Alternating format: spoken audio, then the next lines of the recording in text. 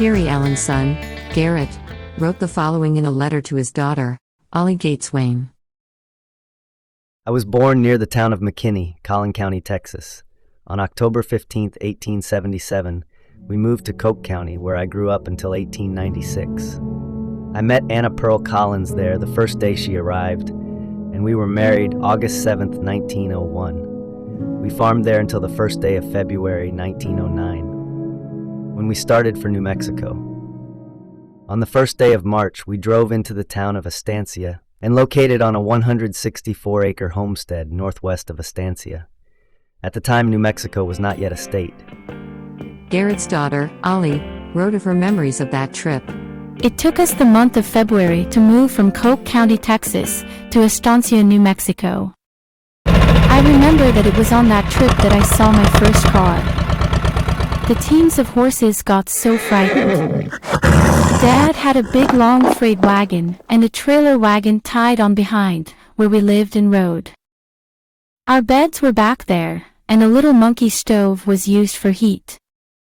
We children played on the beds most of the day.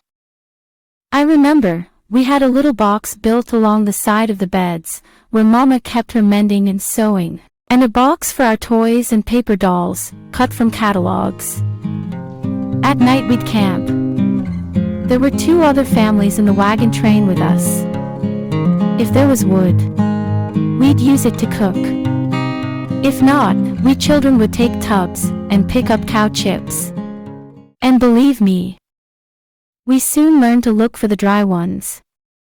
Also, we'd have to use them in the heaters in the trail wagons when there was no wood. It was quite a privilege to earn our ride up front with Dad each day. Mom happened to be up front when we met the car. I can remember yet how funny she looked, crawling back over all those household goods in the big freight wagon, so she could get to the back with us. We were afraid old Blue, our bronc, would break and run. But he didn't. We camped up in the foothills, and after we got our tents up, a big snow came. I remember so well. The Norman boys decided they'd scare Ted Hamby, one of the young men in the crowd, who was quite a windy. They had been telling him there were mountain lions and cougars up in the hills. Dad had gone into Estancia that day to file on the homestead, and it was getting late. One of the boys had a deep, coarse voice, and he used an old phonograph horn and yelled through it. Mrs. Plant ran to our tent, called Mama to get the children and come quick, as there was a cougar around. I'll never forget the fright we had. Women and children huddled in one wagon, and the men had their guns. Mama was begging the men not to shoot, for fear that Dad would be coming back in and get shot. Mom went into shock and really had a time that night. The boys finally showed up when one of the men shot. They felt so terrible when they realized what they had done. Dad got home and we finally all got to bed. But not much sleep that night. One of our mules stuck his head into the tent doorway, along in the night, and Mom went into hysterics again. What a night.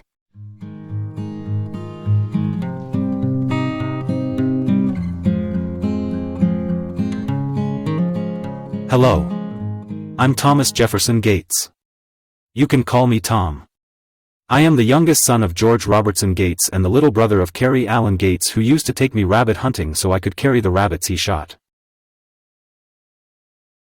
This is my beautiful wife Annie Lamar Duggar. When I married Tom, I had no idea we would have 12 healthy children. Our oldest was Jakey Wiley Gates, father of our granddaughter Hester, who would one day share our story. Our 9th child was Frank Ben Gates, who married a sweet woman named Bessie Vance, and they had 8 healthy children.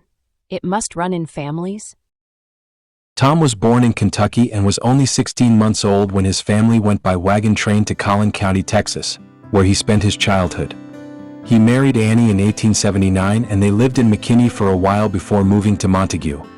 where they lived until 1917 when they purchased 320 acres in McAllister, New Mexico, near Clovis. They built a dugout shelter where they stayed with the children until the house was built. That same year, their son Frank joined the Navy to fight in World War I. I was 5 years old when we visited Grandpa Gates' home in Montague. I remember the orchard of apple, cherry, and peach trees, and the many kinds of grapes.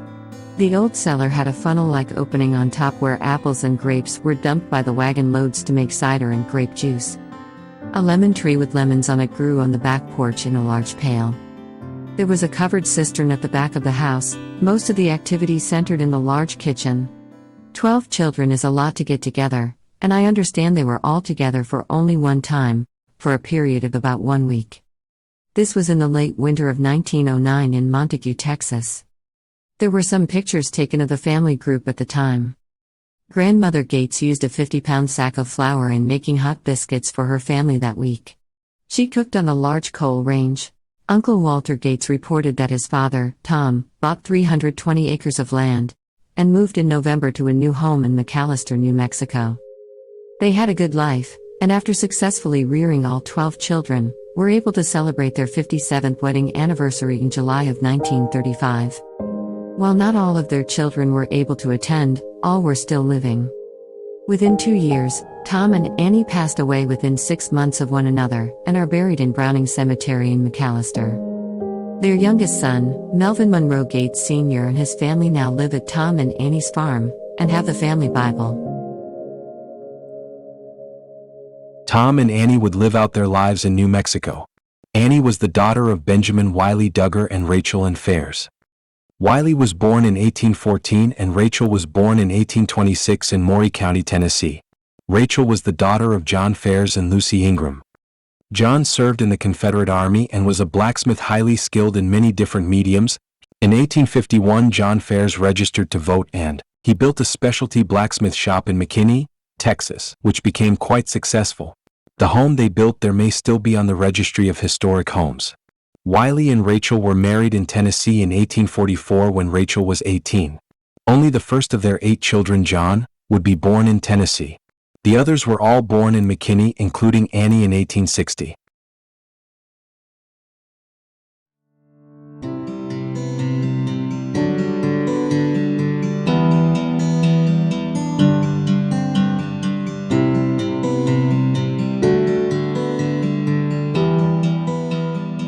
Hi there, I'm Jakey Wiley Gates, son of Thomas Jefferson Gates, and oldest brother of Frank Ben Gates.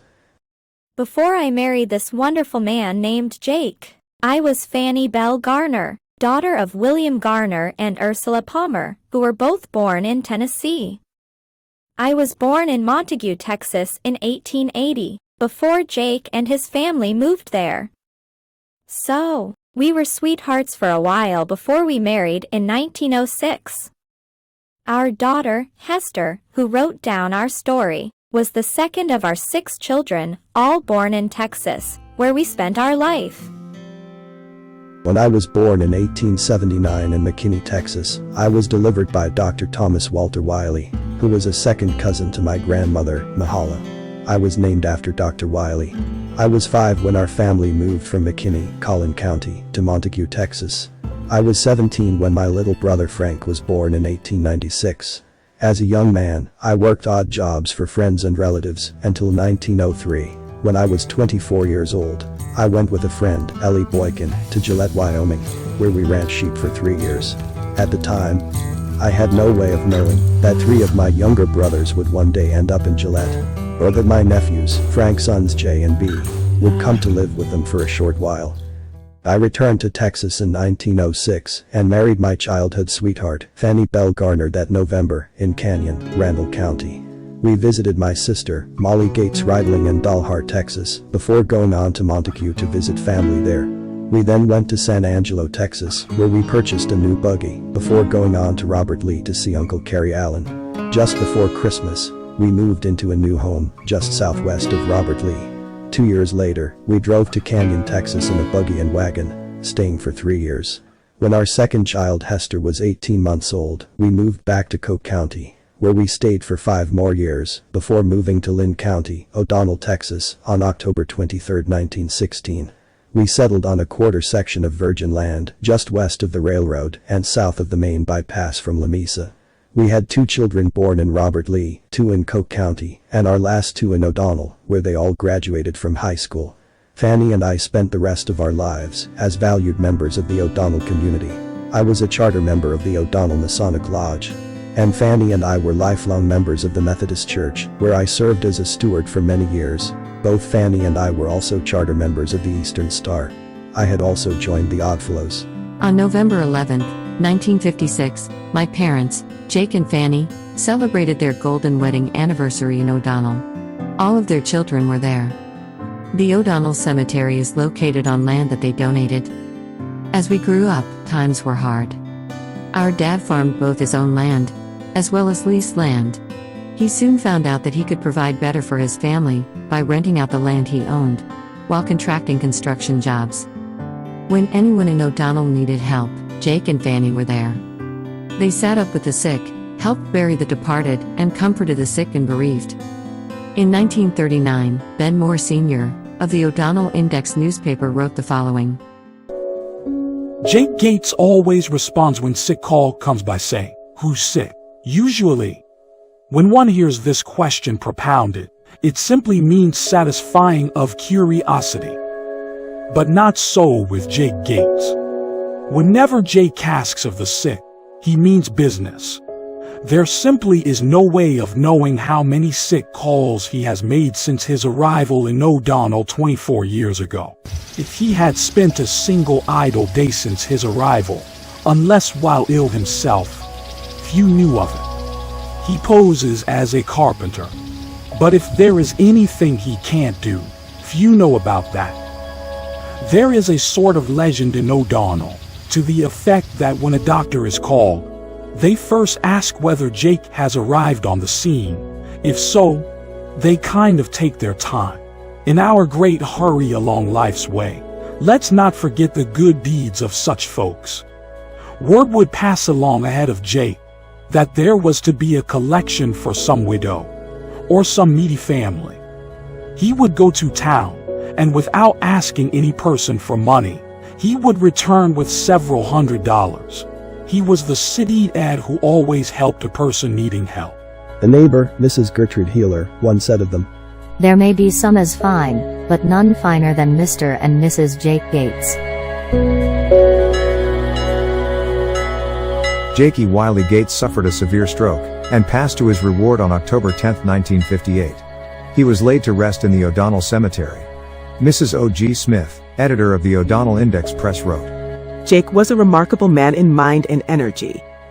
His friendly manner and keen, dry wit made him a treasure to all who loved him. In all of the mad world, Jake had a quality of being blindly loyal if he was your friend.